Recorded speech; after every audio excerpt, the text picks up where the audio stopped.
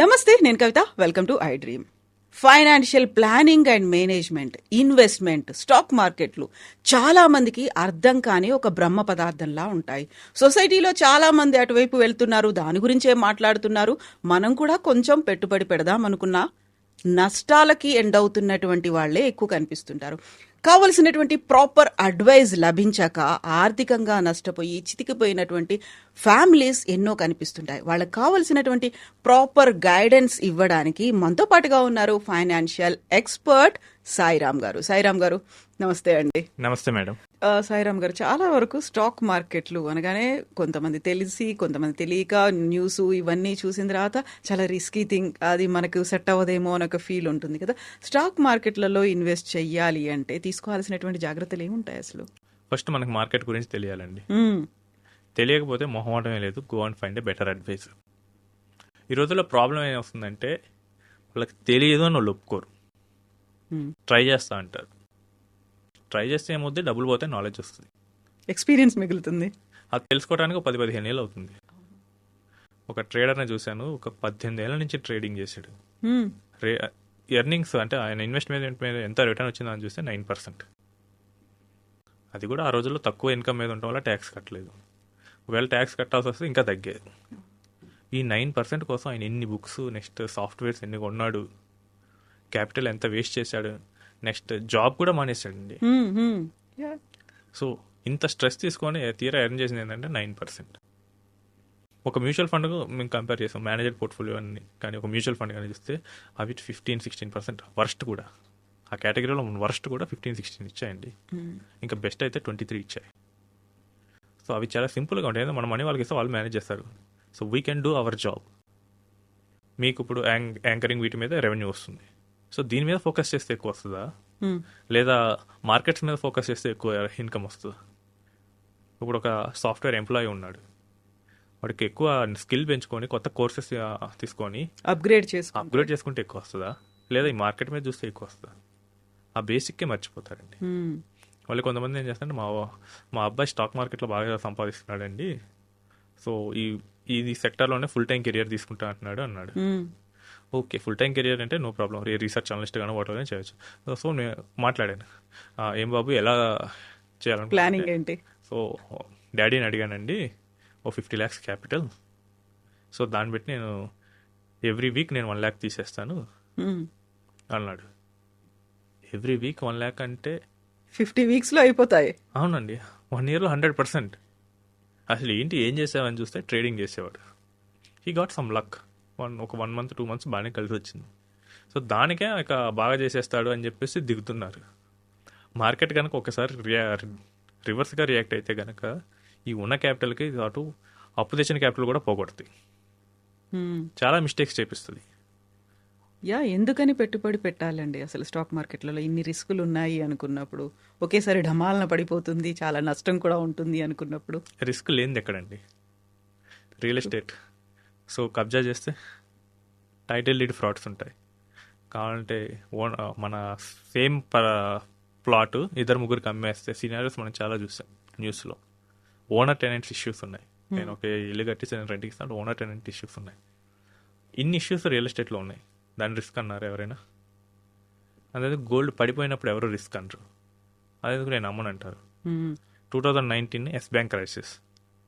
So ఆ రోజు yes bank నుంచి డిపాజిటర్లను ₹1 కూడా విత్డ్రా చేయలేదు ఆర్బీఐ. సో మన డబ్బులు మనం బ్యాంకులో పెట్టుకుంటే విత్డ్రా చేయడానికి కూడా రిస్ట్రిక్షన్. కానీ బ్యాంక్ డిపాజిట్స్ ఎక్కడైనా ఆగాయండి?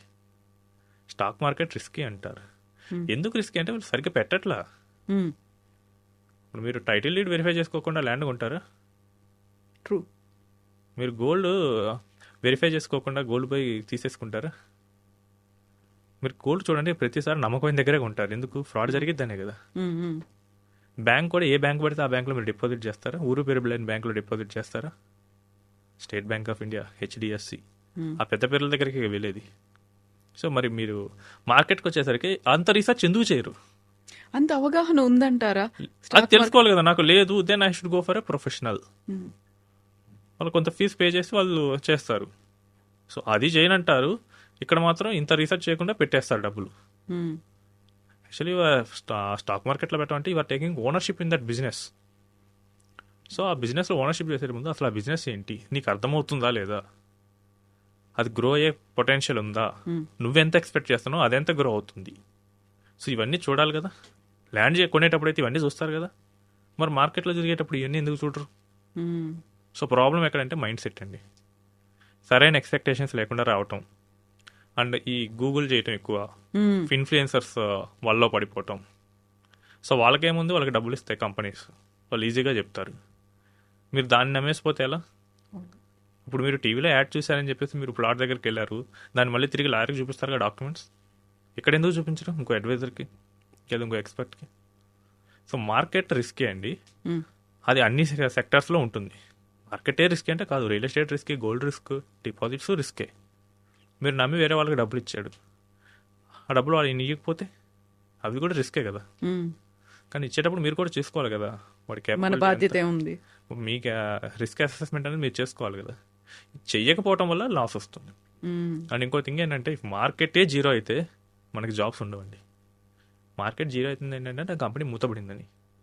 మార్కెట్ జనరల్గా మార్కెట్ అంటే మనం India top 50 companies, top 100 companies చూపిస్తాం. ఆ టాప్ 100 కంపెనీస్ జీరో అయిపోయిందంటే మనకి జాబ్స్ ఉండవు, మనకి ఇంకే సెక్టర్లో కూడా ఫ్యూచర్ ఉండదు. కాబట్టి మార్కెట్ టెక్నికల్గా జీరో అవ్వచ్చు, బట్ ఎప్పుడు అవ్వదు.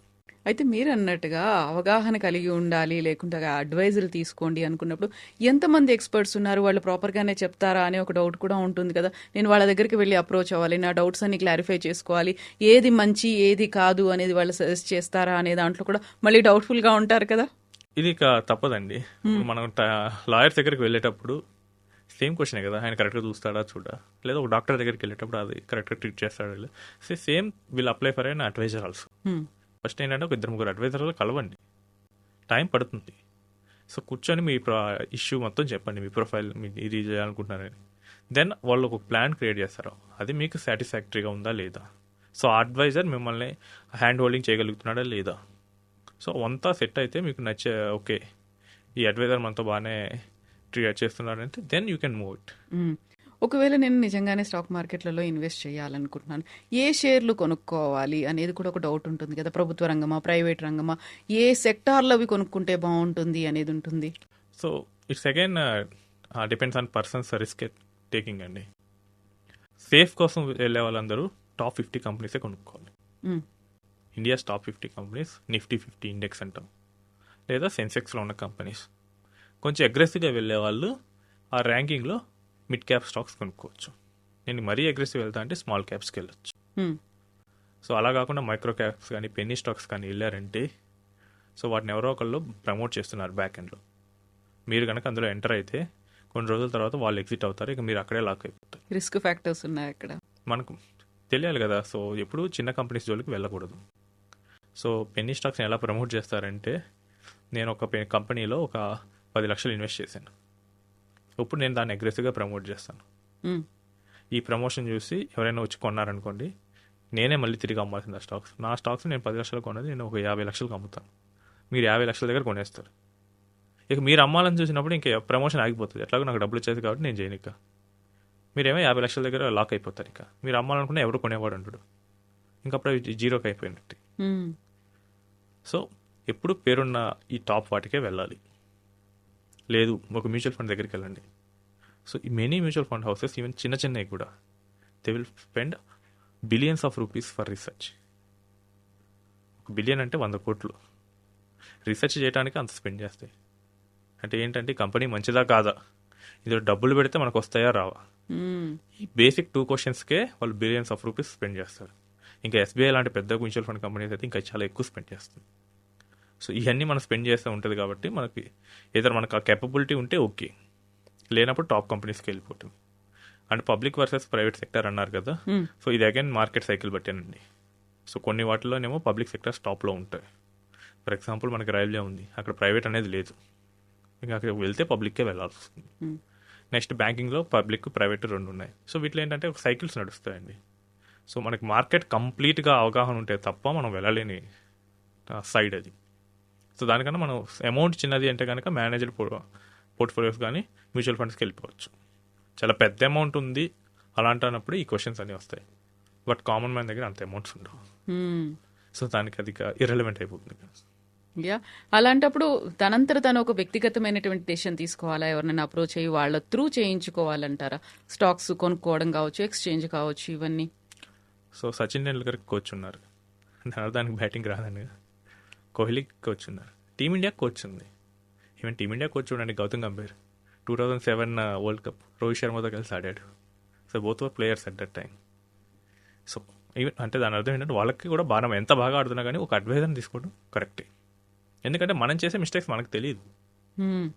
సో బయట నుంచి చూసే వాళ్ళకి ఎక్కువగా తెలుస్తుంది. So always go with advisor అండి. ఎందుకంటే మన ప్రొఫెషన్సీ ఇది కాదన్నప్పుడు మన హెల్ప్ తీసుకోవటమే కరెక్ట్. సో మనం ఒకవేళ రిస్క్ చేసామంటే కనుక రైట్ అయితే ఓకే, రివార్డ్ బాగా వస్తుంది. రాంగ్ అయితే చాలా హెవీగా దెబ్బతినాల్సి వస్తుంది. ఎస్ అండి, సాయిరామ్ గారు, థ్యాంక్ యూ సో మచ్ అండి. మళ్ళీ మనం మాట్లాడుకుందాం బోల్డ్ అనే విషయాలు ఫైనాన్షియల్ ప్లానింగ్ అండ్ మేనేజ్మెంట్ గురించి తెలుసుకోవడానికి. థ్యాంక్స్. థ్యాంక్ యూ అండి.